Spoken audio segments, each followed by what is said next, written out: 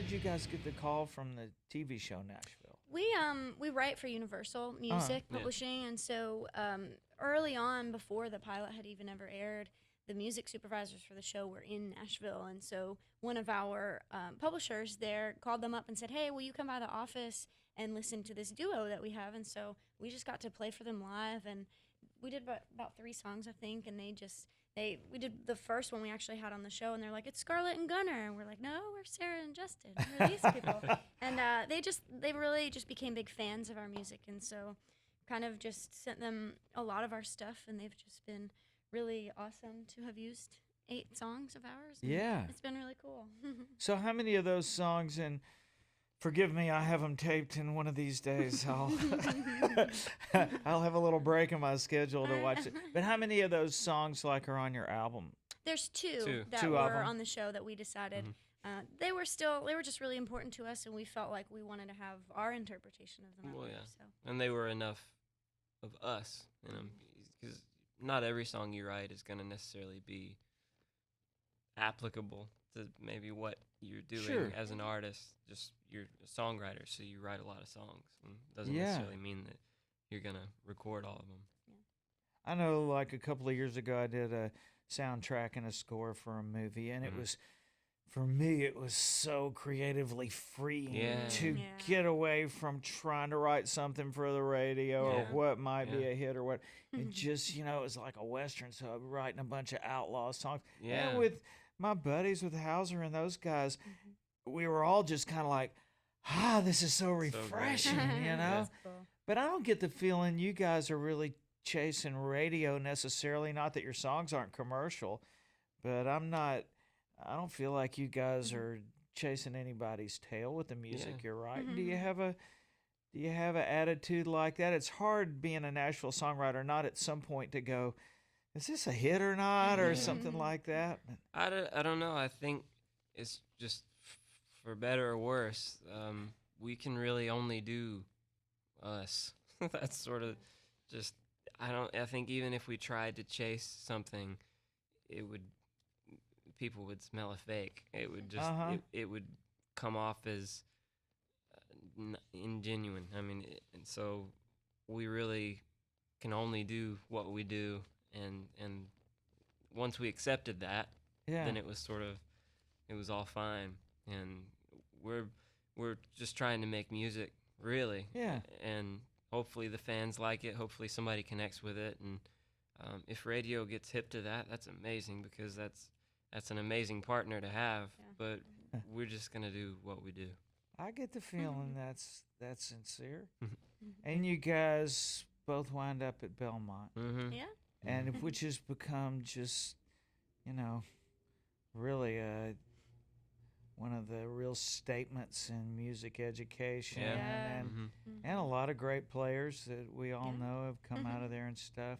And as I heard this story, so one day y'all got paired up just in an exercise, right? In a class sort of thing, and just kind of started jamming together and hit it off. Yeah, and that was really how it happened. And just in kind of trying to describe it to people, you'd probably understand, but a lot of people who aren't necessarily musicians or understand musical dynamic, it's kind of you kind of equate it to when you run into somebody you really click with personality-wise, like you have all this stuff in common, or it's like you've known each other for forever, when you just met. And the same kind of dynamic exists between musicians or songwriters or whatever, when you just kind of click without even trying. And that was kind of the thing that was instantly apparent that day. And it's kind of, we've tried to develop it and make it better.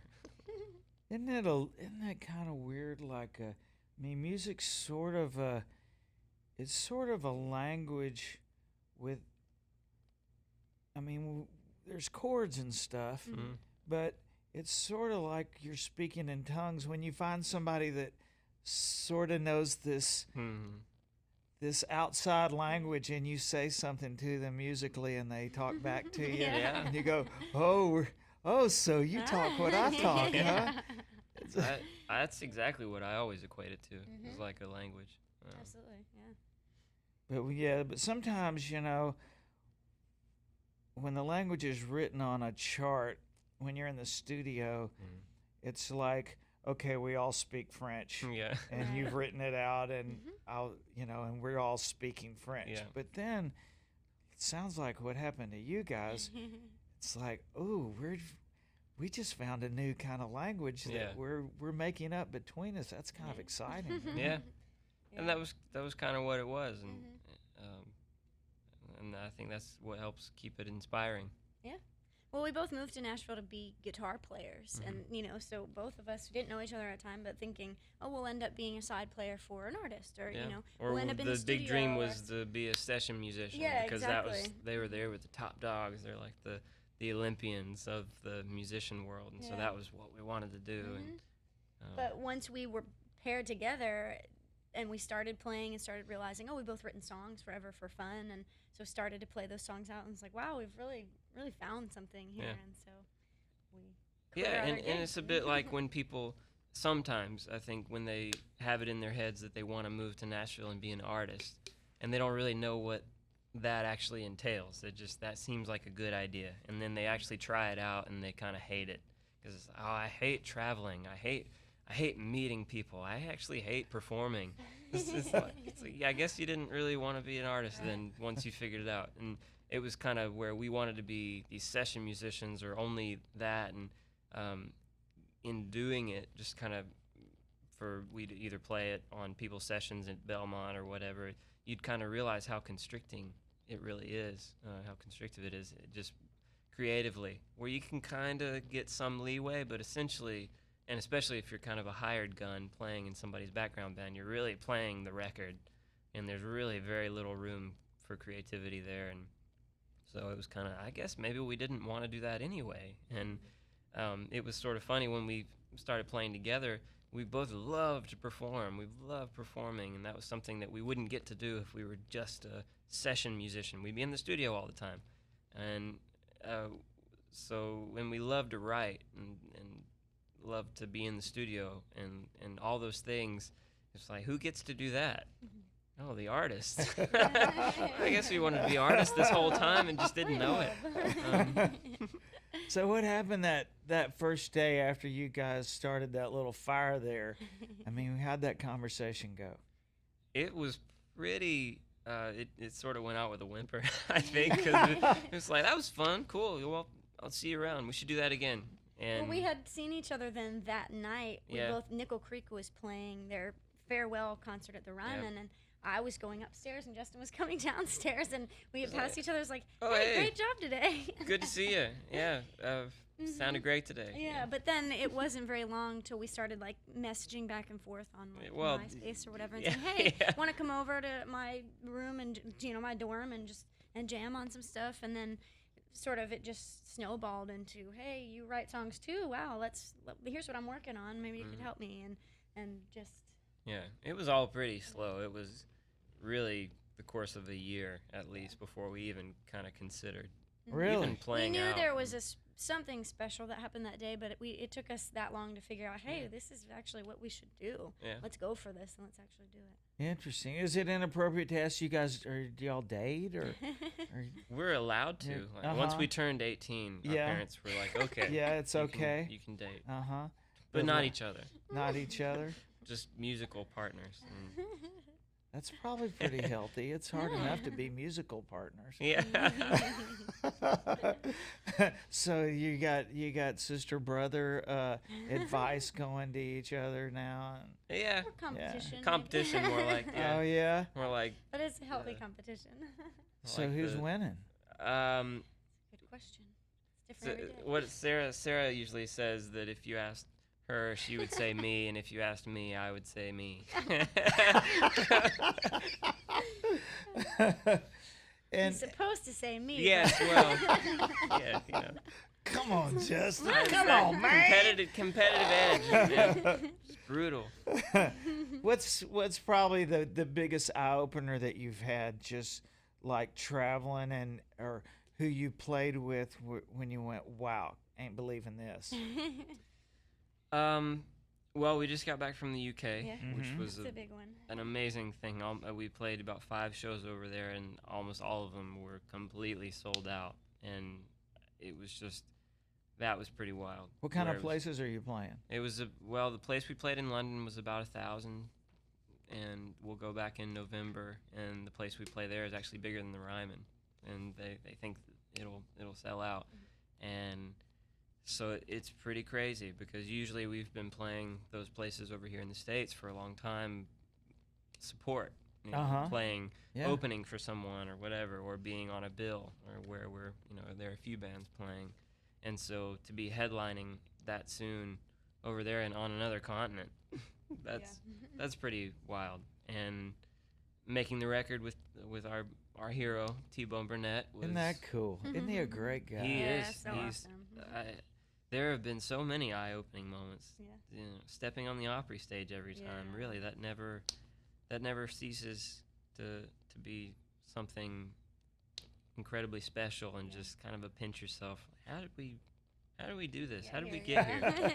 We're just a couple of dumb college dropouts. What are we doing? And, so T-Bone has worked with everybody in the world. Yeah. In every kind of situation, not to mention he's just the coolest cat on the planet.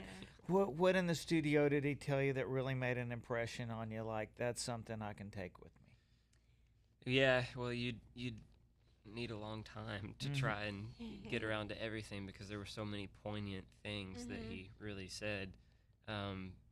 When we first sat down, the night before we started tracking, we were just sort of getting some sounds, and we were just chatting, and he kind of came in and said something that I haven't forgotten,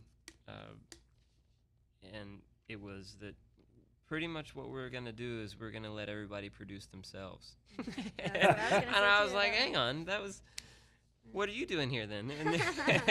And he kind of went on to sort of just say that we've got the right musicians, you guys are the right musicians, and we're not going to start telling everybody what to do and how to play and all that. We're just going to let everybody produce themselves, and it's a scary kind of thing to really put that into play, because you're not sure. You might want to tell that drummer, just, hey, we were looking for something more like this.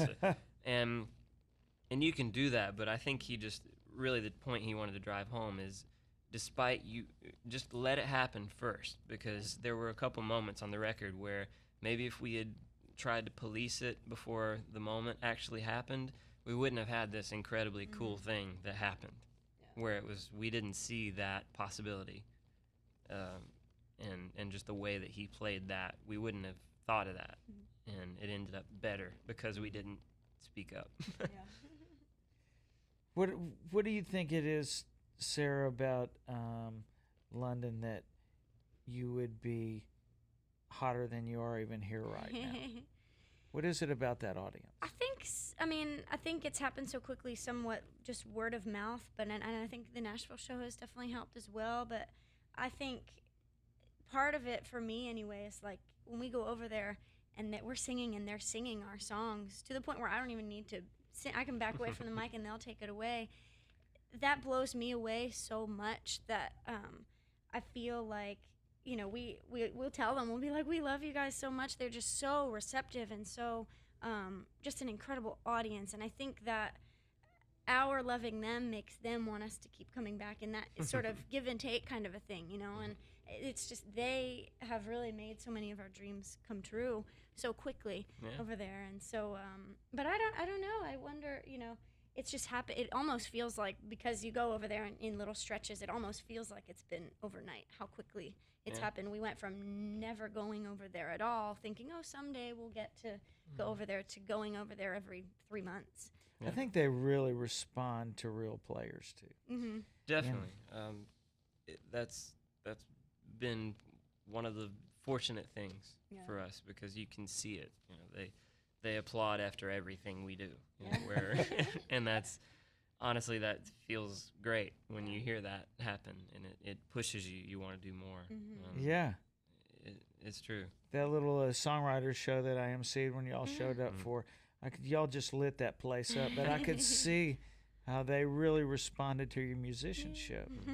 And that is the universal language, you know, and you guys got that going for you. Well, I'm pulling for you, man. I'm a fan. Love what you're doing, and keep on doing it. And I love bragging on you. It means a lot to have you bragging on us. Oh, that's cool. Keep up the good work. Thank you. All right.